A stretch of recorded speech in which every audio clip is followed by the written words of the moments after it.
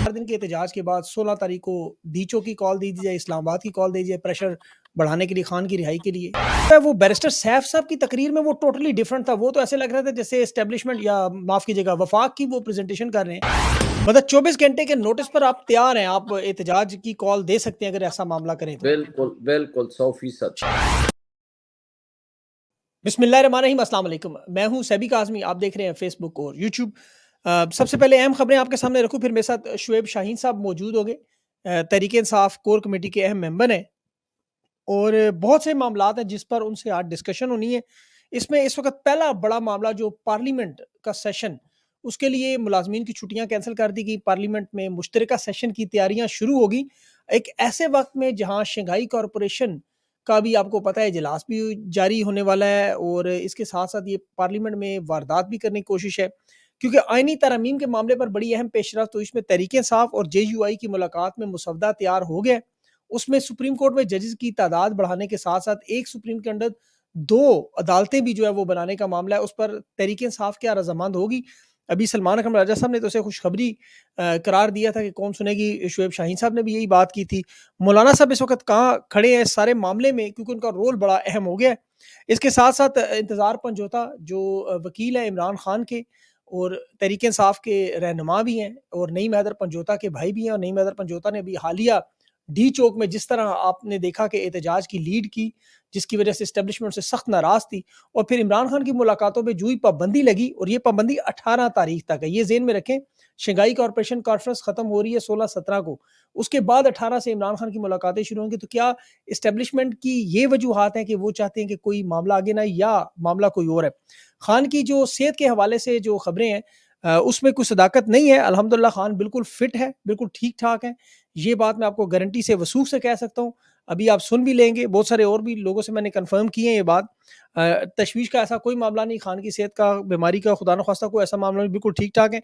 कल से तहरीक-ए-इंसाफ का एहतजाज भी शुरू हो रहा है पंजाब में। आपको पता है इन्होंने 4 दिन दिए हैं एहतजाज के लिए, उसमें 6 शहरों में एहतजाज का मामला, फिर इस्लामाबाद की तरफ कॉल, और ये मामला किस तरफ जा सकता है एहतजाज का, जो मामला शंघाई ख़ास तौर पर कॉन्फ्रेंस हो रही है।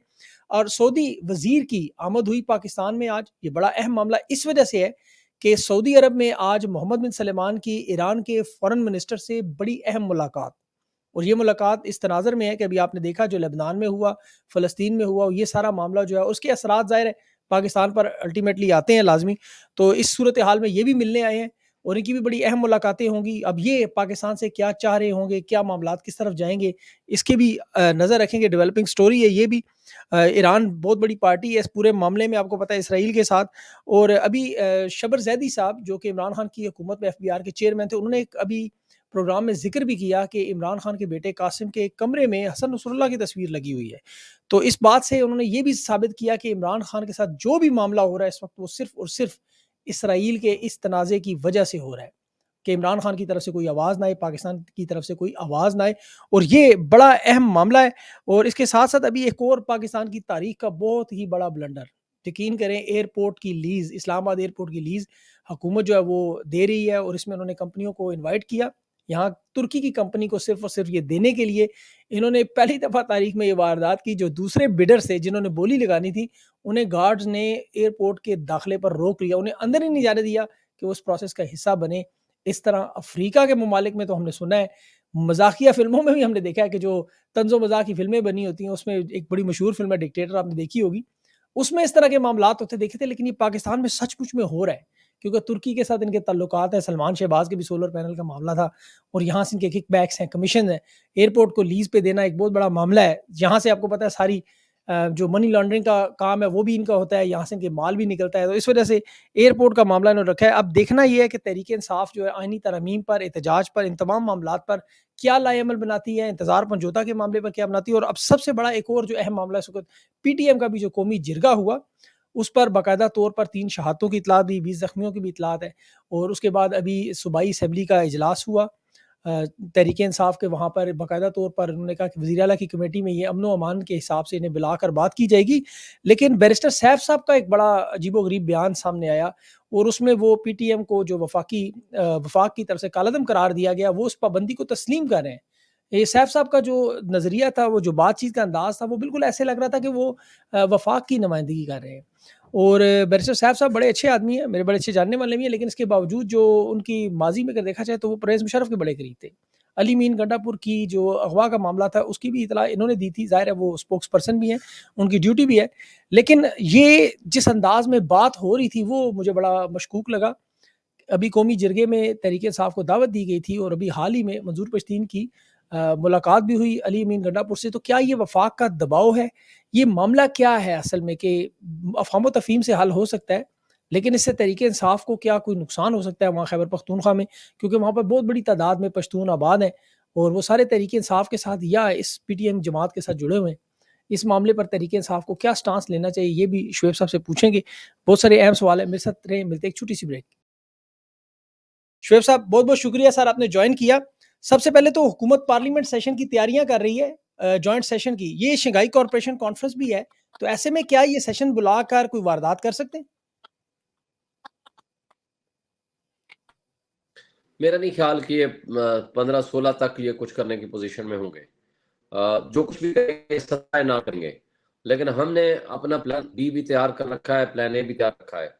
ये कल भी नाकाम और नामुराद ठहरे थे, आइंदा भी नाकाम और नामुराद ठहरेंगे। इन कठपुतलियों को जो यकीन दिलानी कराई गई है, जो खैरात की सूरत में मांगते फिर रहे हैं अपना इक़्तिदार, ये जो पक्के के डाकू बने हुए हैं और हारे हुए लोग जिस तरह मुसल्लत किए गए हैं, ये कामयाब नहीं हो पाएंगे। इसमें कोई शक नहीं है कि इन्होंने अपनी इंतहा कर दी है और जुल्म, फस्तायत और बर्बरियत की यहाँ इस मुल्क में ना आइन और कानून की बालादस्ती का कोई कॉन्सेप्ट यहाँ रहा है। कानून और आइन इनके पाँव तले रौंदा जा रहा है। इमरान खान की बहनों को उठाया हुआ है और उसके अलावा बुशरा बीबी के केसेस भी डिले पे डिले कर रहे हैं। आज भी एफआईए ने डिले कर दिया और आगे कल की लिस्ट कैंसिल हो गई है। इसी तरह इमरान खान से पिछले एक हफ्ते से तकरीबन मिलने नहीं दिया जा रहा और आगे क्या कब मिलने देंगे अभी कोई पता नहीं है। और जिस अंदाज से इस मुल्क को चलाया जा रहा है और बाकी आखिरी जो एक सहारा है वो है निज़ाम इंसाफ, सुप्रीम कोर्ट, जिस पे लोग तवक्को रखते हैं, एक आस और उम्मीद की निगाह से देखते हैं। अभी अब उस पे अमलावर होने जा रहे हैं, लेकिन इंशाअल्लाह ताला ये नाकाम होंगे, ये मुंह की खाएंगे और इनको मंसूर अली शाह साहब का चीफ जस्टिस का नोटिफिकेशन भी करना पड़ेगा। और उसके अलावा जो हम एक इंसाफ की तवक्को रख रहे हैं, इंशाल्लाह इंसाफ भी मिलेगा। ये जितनी देर के लिए जितना जल्दी हो मान जाए उतना इनके लिए बेहतर है। बाकी ये बिल्कुल। अपनी कोशिश ज़रूर करेंगे, काविशें ज़रूर करेंगे। मेरा नहीं ख्याल कि ये कामयाब हो पाएँगे। बहरहाल अगर इन्होंने कुछ ऐसी हरकत करने की कोशिश की, तो हम 24 घंटे के नोटिस पे हमारे पास अल्हम्दुलिल्लाह हमने अपनी फुल फ़ोर्स लगाई है पहले भी और इनको पता भी चल गया है कि इंशाअल्लाह ताला ये कल भी नाकाम हुए थे, आइंदा भी नाकाम होंगे और हम इंशाल्लाह एहतजाज करेंगे, सड़कों पे भी होंगे और उनको असेंबली में भी रोकेंगे। मतलब 24 घंटे के नोटिस पर आप तैयार हैं, आप एहतजाज की कॉल दे सकते हैं अगर ऐसा मामला करें तो? बिल्कुल, बिल्कुल 100% ठीक। नो अच्छा ये प्रॉब्लम एट बताएँ ऑल। शुएब साहब, ये जो अभी साहबज़ादा हामिद रज़ा ने भी बात की कि 7 आपके एमएनएज़ ऐसे हैं जिन्हें पहले भी पार्लियामेंट में अगवा करके पहुँचाया गया। बिलावल ने भी आज कहा कि अगर हम ज़मीर की गेम खेलें तो हम कर सकते हैं, लेकिन हम मुत्तफ़िका तौर पे करना चाहते हैं। तो क्या ऐसे कोई अरकान हैं आपके जो इस वक़्त मुश्किल में या सारे महफ़ूज़ हैं? नहीं, इंशाल्लाह महफूज़ हैं। हमने वो सारा बंदोबस्त कर लिया है। अब हमें कोई ख़तरा नहीं है, कोई प्रॉब्लम नहीं है, हमारा कोई बंदा इंशाल्लाह नहीं टूटेगा। और वैसे भी मुझे बताएँ, कौन होगा जो अपना सारा मुस्तक़बिल जो है वो तारीक कर देगा? राजा रियाज़ कहता फिरता है कि जी हम किसी को सलाम करते हैं, तो हमें जवाब नहीं मिलता। आपको याद है इमरान खान ने कहा था जी, कि इनका सोशल बायकॉट करें। जी। आज वो खुद मारे-मारे फिरते हैं और जिस अंदाज़ से जिसने इमरान खान को छोड़ा, वो रांदा-ए दरगाह हो गया। ख़्वाह वो परवेज़ खटक हो, महमूद हो, उस्मान बुज़दार हो, जहांगीर जहांगीर तरीन तरीन जैसा बंदा हो, कोई भी है वो। आज उनको मुँह लगाने को कोई तैयार नहीं है, राजा रियाज़ हो। ये सारे बिल्कुल। कठपुतलियों की तरह फिर रहे हैं, लेकिन मेरा नहीं ख़्याल कि अब की जो पीटीआई के कोई एमएनएज़ हैं, जिस तरह ये उठाएँ, तशद्दुद करें, कुछ भी करें, लेकिन कोई एमएनए इंशाल्लाह नहीं टूटेगा, ना ही इनको कोई वोट देगा। मैं होपफुल हूँ। बिल्कुल। अच्छा खान साहब की अडयाला जेल में खबरें जो हैं, उसपे कुछ लोगों से तो मेरी भी बातचीत हुई, आपके भी सोर्सेज़ हैं। सेहत के बारे में कोई तशवीशनाक ऐसी बात है? और दूसरा जो इंतज़ार पंजोता उनके फोकल पर्सन हैं, आखिरी मुलाकात उनकी हुई थी, जो अली अमीन को सारे पैगामात दिए और फिर यही पिटीशन भी उन्होंने दायर की थी कि खान की जो मुलाकातें 18 तारीख तक शुरू हो जाएँ शायद। तो ये अब दोनों मामलात अगर बता दें। देखिए, पहली बात तो ये है कि ये कैपिटल इस्लामाबाद शहर से अब कौन यहाँ इन्वेस्टमेंट लेकर आएगा? जहां दिन दिहाड़े एक वकील, सीनियर वकील, इमरान खान का फोकल पर्सन अगवा हो जाए। आप कुछ सोच सकते हैं, इस मुल्क में आप शंघाई ताउन तंजीम करने जा रहे हो और आप एक शख्स ने यहाँ इमरान खान से मुलाकात के लिए contempt of court petition file कर दी, जो कि आज फिक्स थी। उससे पहले रात आपने उसको अगवा कर लिया। तो इससे बड़ी फसाइयत, यजीदियत, लॉ एंड ऑर्डर की बदतरीन सूरत हाल और आइन और कानून की पामाली और क्या होगी कि एक सीनियर मोस्ट वकील को इमरान खान के फोकल पर्सन अगवा हो गए और अभी तक कोई पता नहीं, कल सुबह के लिए केस लगा हुआ है। और उसके साथ साथ इमरान खान के हवाले से देखें, हमें तो कोई राब्ता नहीं है, पिछले एक हफ्ते से कोई मुलाकात नहीं है। वो किस हालत में है, क्या पोजीशन है उनकी, अब अल्लाह उनको ज़िंदगी रखे, लेकिन किसी की आमीन। जुर्रत नहीं है कि उनके ऊपर कोई इस तरह की कोई हरकत कर सके। हमें उम्मीद रखनी चाहिए कि इंशाल्लाह वो बेहतर होंगे, ठीक होंगे, लेकिन अब ज़ाहिर है जो ही मुलाकात होगी तो हमें पता चल पाएगा। लेकिन एक बिल्कुल। बात वाज़ेह है, अगर इमरान खान को कुछ हुआ, तो एक बात वाज़ेह है, या एस्टेब्लिशमेंट ज़िम्मेदार होगी या मौजूदा कठपुतली लोग ज़िम्मेदार होंगे। हम उससे नीचे कोई बात कबूल करने को तैयार नहीं है, ना ही पाकिस्तान के गयूर अवाम इनको बख्शेंगे। ये बिल्कुल। इनमें कैपेसिटी नहीं है, इनकी हैसियत ही नहीं है कि उसके ऊपर कोई हमला कर सकें। जी। अच्छा, ये जो पिटीशन थी इंतज़ार पंजोता साहब की, जस्टिस सिमन रिफत साहिबा की अदालत में थी शायद। ये कोई और भी पिटीशन उस पे लड़ सकते हैं? जैसे आप प्रेज़ेंट हो सकते हैं? जी, जी, बिल्कुल हम हो सकते हैं, आज भी हुए हैं और कल सुबह दोबारा रखा हुआ है और नोटिस कर दिया है उस केस में भी, और इंतज़ार पंजोता की मिसिंग पर्सन के तौर पर भी रिट पिटीशन फाइल हुई है, वो भी कल सुबह फिक्स है। बिल्कुल हमें ठीक। जो कुछ हो रहा है देखें, इस वक़्त तो हम पिटीशन लेके जा सकते हैं। ये सो कॉल्ड अगर आईनी तरामीम ले आएँ, तो कल हम पिटीशन भी लेके नहीं जा सकेंगे और वो पिटीशन एंटरटेन ही नहीं होगी। और उसके अलावा अगर कोई जज एंटरटेन भी कर ले, तो सुप्रीम कोर्ट में वो वफ़ाकी आईनी अदालत में बैठे होंगे, काज़ी फ़ाइज़ा साहब या उनके कोई भी भाई उसी तरह के, उन्होंने उठा करके उसको सेट असाइड कर देना है, उनको कोई मानेगा ही कोई नहीं। ये वो कैंगरू कोर्ट्स बनाना चाहते हैं, दैट इज़ द डिफरेंस। वो लोगों के बुनियादी इंसानी हकूक मुअत्तल करना चाहते हैं, जिसको जो जब चाहे उठा के ले जाएँ। कोई उनको पूछेगा नहीं, कोई रेट मेंटेनेबल नहीं होगी, कोई अदालत उनको नहीं पूछ पाएगी और जितनी देर चाहे वो काली कोठरी में फेंक दें, जब चाहे उनको एक दाग लगा दें कि ये नेशनल सिक्योरिटी का मामला है, बस उसके अलावा उनको कोई पूछेगा नहीं। ये वो मुल्क बिल्कुल। बनाना चाहते हैं। इस पे शुएब साहब, इस पे आपकी जो मौलाना साहब से मुलाकात, जो मुसद्दा तैयार हुआ है, जिस पे सलमान अकरम राजा साहब भी कह रहे थे खुशखबरी थी, फिर आपने भी एक स्टेटमेंट थी खुशखबरी की, वो क्या मामला है? मुसद्दे के बाद अब तरमीम क्या बढ़ गई? क्या देखिए जी, हुआ? अभी तक तो कोई ख़ास, जिसको कहते हैं ना, इट्स अ प्रिंसिपल डिस्कशन हुई है, इन प्रिंसिपल। तो इन प्रिंसिपल हमारी डिस्कशन ये है कि हम कोई गैर आइनी काम या जो पिछला मुसव्वदा था, उसके ऊपर हमने उसको आगे लेके नहीं जाना। इस बात पे मौलाना साहब और हम बिल्कुल रज़ामंद हैं और इंशाअल्लाह ताला हमें ये यकीन है कि ऐसा कोई भी काम करने में ये नाकाम रहेंगे, जो ये मौजूदा कठपुतली हुकूमत करने जा रही है। शुएब साहब, आपका एहतजाज भी कल से शुरू हो रहा है, फिर शंघाई कॉर्पोरेशन 16-17 को वो भी है। तो क्या ऐसा मामला ज़हन में तो नहीं है आपका कि 4 दिन के एहतजाज के बाद 16 तारीख को डीचओ की कॉल दे दी जाए, इस्लामाबाद की कॉल दी जाए, प्रेशर बढ़ाने के लिए, खान की रिहाई के लिए?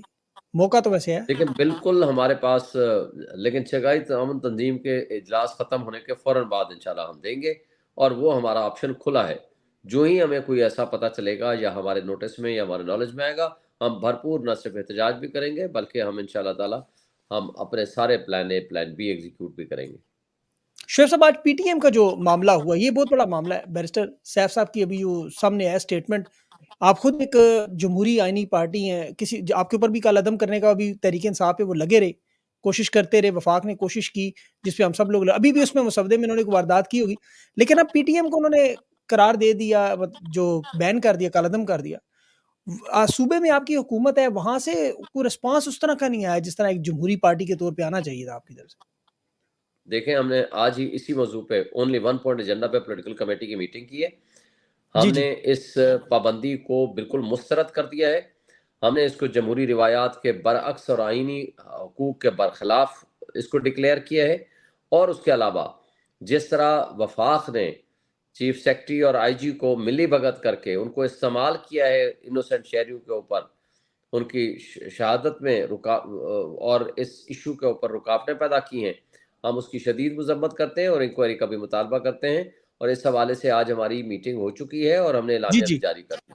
जी, जी, वो आपका अलामिया जो है वो बैरिस्टर सैफ साहब की तकरीर में वो टोटली डिफरेंट था। वो तो ऐसे लग रहा था जैसे एस्टेब्लिशमेंट या माफ़ कीजिएगा वफ़ाक की वो प्रेज़ेंटेशन कर रहे हैं। आपके अलामिया से बिल्कुल हट के उनकी स्टेटमेंट थी। तो ये देखिए, मतलब वो मैंने पार्टी बैरिस्टर बैरिस्टर साहब साहब की तकरीर नहीं सुनी, मुझे किसी और दोस्त से भी बताई है, मैं एक टॉक शो में बैठा हुआ था, उसके बाद मैं आया तो अभी आपका प्रोग्राम में बैठ गया हूँ। लेकिन अगर हमारे एलामिया के बरअक्स उन्होंने कोई बात की है, तो हम उसको मुस्तरद करते हैं। लेकिन जो हमारी हुँ, ऑथेंटिक स्टेटमेंट है, वो है जो पॉलिटिकल कमेटी की हमारी स्टेटमेंट है, और वो हम आज दिन में बैठ के पूरी तरह आफ्टर कंसल्टेशन एंड डेलिब्रेशन हमने वो की है। उसके अलावा अगर किसी की कोई भी बात है, वो इंडिविजुअल कैपेसिटी में तो कोई उसकी राय हो सकती है, but it is not the statement of the political party, that is PTI. PTI का वेरी जो गुड सर। ऑफिशियल स्टेटमेंट है, वो हमने आज दे दिया है। बिल्कुल, ये आपने बड़ा अच्छा किया सर, ये बड़ा ज़बरदस्त चीज़ आपने क्लियर की, उम्मीद है कि लोगों तक फ़ौरन पहुँच जाएगी कि ये वाक़ई क्योंकि लोग सोच रहे थे कि ये कैसे हो सकता है, तरीके साहब तो खुद उस मुश्किलात में और वो उधर उनके साथ। अच्छा इसके अलावा अभी जो मामलात अभी एस्टेब्लिशमेंट के साथ जो आपकी चल रही है इस वक़्त सिचुएशन, इस सारी सूरत-ए-हाल में, आने वाले एहतजाज में, आइनी तरमीम में, आपको क्या होता हुआ क्या नज़र आ रहा है शुएब साहब? देखें, एस्टेब्लिशमेंट के साथ कोई हमारी बातचीत नहीं हो रही। एस्टेब्लिशमेंट इस वक़्त हमारे लोगों के हुकूक के ऊपर गासिबाना कब्ज़े कर रही है। इमरान खान की तीनों बहनों को जेलों में डाला हुआ है, थानों में डाला हुआ है। इस वक़्त हमारे हज़ारों की तादाद में लोग गिरफ़्तार हैं, इस्लामाबाद में, रावलपिंडी में और मुख्तलिफ़ जगहों पे। इस वक़्त पाकिस्तान के हमारे पीटीआई के लोगों के ऊपर जीना हराम किया हुआ है इन लोगों ने, इन बदमाशों ने, और अपनी करप्ट ब्यूरोक्रेसी के ज़रिए, पुलिस के ज़रिए। हम ये समझते हैं कि ये बहुत ज़्यादती है, नाइंसाफ़ी है एक पॉलिटिकल पार्टी को क्रश करने के लिए। पिछले साल भी 9th मई का ड्रामा रचा के कोशिश की गई, लेकिन उसका इनको नुकसान हुआ उल्टा। और आज भी अल्हम्दुलिल्लाह वाहिद पॉलिटिकल लीडर है इमरान खान, जिसके ऊपर लोग ट्रस्ट करते हैं, वो एक ईमानदार लीडर है, वो फेडरेशन की अलामत है। और जिस तरह ये फेडरेशन के ऊपर हमले कर रहे हैं, जिस तरह इन्होंने केपी हाउस के ऊपर हमला किया और उसको सील किया, ये आइन पे हमला है, ये सूबाई खुद मुख्तारी पे हमला है, ये वफाक की अलामत के ऊपर हमला है, वफाक की एक इकाई के ऊपर हमला है। और इसी जी, तरह जिस तरह पीटीआई को ये क्रश करने में लगे हुए हैं, ये सारे कठपुतली, चूँकि ये तो हारे हुए लोग हैं, ये वहाँ मुसल्लत किए गए हैं। जिस तरह इलेक्शन कमीशन या जिस तरह करप्ट ब्यूरोक्रेसी मिल के और एस्टेब्लिशमेंट के कहने पे जो कुछ ये कर रही है, ये काबिल अफ़सोस है, ये मुल्क के लिए नुकसानदेह है। ना जी। सिर्फ पॉलिटिकल अनस्टेबिलिटी रहेगी इससे, बल्कि माशी अनस्टेबिलिटी रहेगी, इससे सियासी अनस्टेबिलिटी रहेगी, बल्कि अब तो ये आईनी बहरान खुद पैदा कर रहे हैं। देखें, हमारा एक एहतजाज था और उसको रोकने के लिए ऐसे इन्होंने तैयारियां कर रखी थी जैसे खुदा ना खास्ता इंडिया ने या किसी दुश्मन मुल्क ने हमला कर दिया हो। खंदकें खोदी गई, मोटरवे बंद कर दिए, मोटरवे पे खंदकें खोद दी, और उसके अलावा शेलिंग इतनी की, ड्रोन्स के ज़रिए शेलिंग की, हेलीकॉप्टर्स के हेलीकॉप्टर ज़रिए शेलिंग की, सीधी गोलियाँ मारी, हज़ारों की तादाद में लोगों को गिरफ्तार कर लिया। यानी और 3 दिन के लिए पूरे इस्लामाबाद, पिंडी, इन एरियाज़ में नेट बंद, टेलीफ़ोन बंद, कुछ भी नहीं, कोई इन्फॉर्मेशन नहीं, कोई राब्ता नहीं। जी, यार ये तो कोई इंसानियत वाला कोई तो इन्होंने जी। कोई रखा ही नहीं, कोई आइन-शाइन तो इनके लिए कोई अहमियत ही नहीं रखता। और वो इन्होंने काज़ी ग़ज़ा बना वाइज़ा दिया साहब। सर, इसमें कोई शक नहीं, इन्होंने बिल्कुल ग़ज़ा बनाया हुआ था ये 3 दिन। अच्छा ये बताएँ शुएब साहब, ये जो सोशल मीडिया पे तनकीद तो हो रही है, आपको एहतजाज जो था आपका कामयाब हुआ, आपके ऊपर ज़ुल्म फ़स्तायत भी हुई, आपने उसका डट के मुकाबला भी किया, मेरे ख़्याल में तो बहुत बड़ी कामयाबी है। लेकिन सोशल मीडिया पे भी इन जनरल जो है वो बड़ा क्रिटिसिज़्म अली अमीन गंडापुर साहब पे भी बड़ा आया और फिर आपकी क़यादत पे भी बड़ा क्रिटिसिज़्म आ रहा है, वो आप देख ही रहे होंगे सारा। इस पे अगर आप कुछ लोगों को जवाब देना चाहें कि इस इन हालात में लोगों को क्या करना चाहिए? लोग देखिए, लोगों चाहते हैं को खान की ये रिहाई हो। समझ आनी चाहिए, ये पीटीआई के अलावा कोई पार्टी होती ना, तो ये 1 घंटे के लिए भी यहाँ सस्टेन ना कर पाते, जितना इनके हालात थे। हमने तो खुद देखा। दूसरी हुँ, बात, अली अमीन गंडापुर को क्रेडिट जाता है, इमरान खान के बाद दूसरा बड़ा लीडर है जिसने इन तमाम तर यज़ीदियत और फस्तायत को अबूर करके यहाँ तक पहुँचा है। मुझे हुँ। बता देना कि कौन बड़ा लीडर पहले पहुँच पाया है? और जितनी सही शेलिंग बात। इनके ऊपर की गई, पाकिस्तान की तारीख में आज तक किसी काफ़िले के ऊपर शेलिंग नहीं की। इस सब कुछ के बावजूद अगर वो डी चौक में पहुँच गया है, इनके कठपुतली वज़ीर तो क्या करते थे बदमाशी के अंदाज़ में, ये अटक पुल क्रॉस करके दिखाए, फिर अटक पुल भी क्रॉस हुआ। ये जी। कहते थे 26 नंबर चूंकि क्रॉस करके दिखाए, वो भी क्रॉस हुई। ये कहते थे क्रॉस करके दिखाए, वो पहुंचा। ये तो बहुत बड़ा क्रेडिट है उसका, उसको क्रेडिट देना हुँ, पड़ेगा कि 36 घंटे जहां किसी को जरूरत नहीं है को वहां हमला कर सके। वो तो केपी की टेरिटरी तस्वर होती है, केपी हाउस। और अगर हुँ। रेंजर्स ने और आईजी ने बदमाशी की है तो उसका ये मतलब नहीं है कि अली मीन गंडापुर जो है वो भाग गया या उसने गलत कर लिया। मेरा ख्याल है उसको क्रेडिट देना चाहिए। और दूसरी बात, ये पीटीआई के कारकुनान जो हजारों की तादाद में इस वक्त गिरफ्तार हैं, वो खुद मान रहे हैं 1000 के करीब तो मान रहे हैं, उससे ज्यादा है, कई अगवा जी, किए जी, हुए इन्होंने। 1600 उसके बावजूद उन लोगों का स्टैंड करना, आज भी इमरान खान के साथ खड़ा होना, तमाम तर जो जुल्म और बर्बरियत उन्होंने बर्दाश्त किया और थानों में जो उनके ऊपर तशद्दुद हुआ है, वो सब हमारी आंखों के सामने है। और जिस तरह उनको बेड़ियां पहना के या ऊपर मुंह बंद करके दहशतगर्द बना के यहाँ पेश कर रहे हैं, ये बहुत काबिल अफसोस है।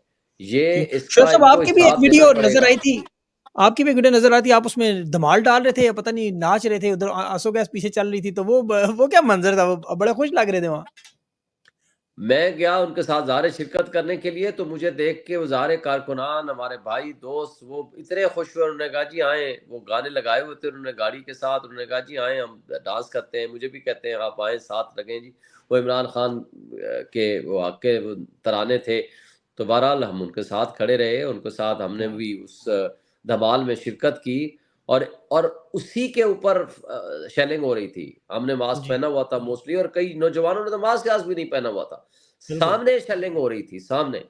और उस बिल पूरी शेलिंग के दरमियान में वो खड़े थे और लोगों ने इतना कुछ बर्दाश्त किया कि आपकी सोच है।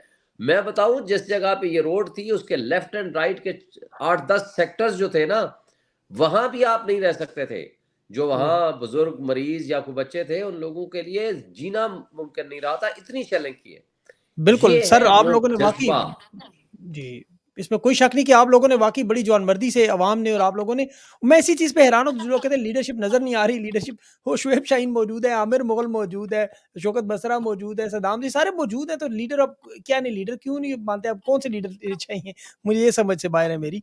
बहरहाल देखिए, शुएब साहब हमारा जी, जी। एक और था कि हमने एमएनएज़ और सेनेटर्स को कहा था कि वो ना आएँ। वजह उसकी मेन ये थी कि वो अगर आएँगे, तो वो पकड़े ना जाएँ, गिरफ्तार ना हो जाएँ, उन पे तशद्दुद करके उनको इस्तेमाल ना करें सो कॉल्ड आईनी तरमीम के लिए। उस बात के खतरे के पेश नज़र हमने उनको मना किया है कि वो यहाँ जी। इनमें शिरकत करें। शुएब साहब आखिरी सवाल ये आपको लगता है कि अगर इस तरह का मामला दोबारा आया, इतनी बड़ी तादाद में अवाम हुई तो अडयाला जेल की तरफ चल पड़ेंगे आप लोग? देखिए, अगर ऐसी कोई ज़रूरत पड़ेगी तो ये भी हो जाएगा। लेकिन अभी हमारा रोकना जो है वो इस सो कॉल्ड आईनी तरमीम को रोकना है। इन बदमाशों के हाथ रोकने हैं, क्योंकि निज़ाम इंसाफ़ से हमें उम्मीद है, तवक्को है और पूरे पाकिस्तानियों को है। अगर इन्होंने निज़ाम इंसाफ़ पे हमला करके कैंगरू कोर्ट्स बिठा दिए, तो वो तो हमेशा के लिए तारीकी में डूब जाएगा इंसाफ़ का निज़ाम। फिर तो बिल्कुल, सिवाय मुसल्लह जद्दोजहद के या इनकलाब के और कोई रास्ता बाकी नहीं रहेगा। और हम नहीं चाहते इस मुल्क को कोई नुकसान हो और किसी भी बेशक, हवाले से हो।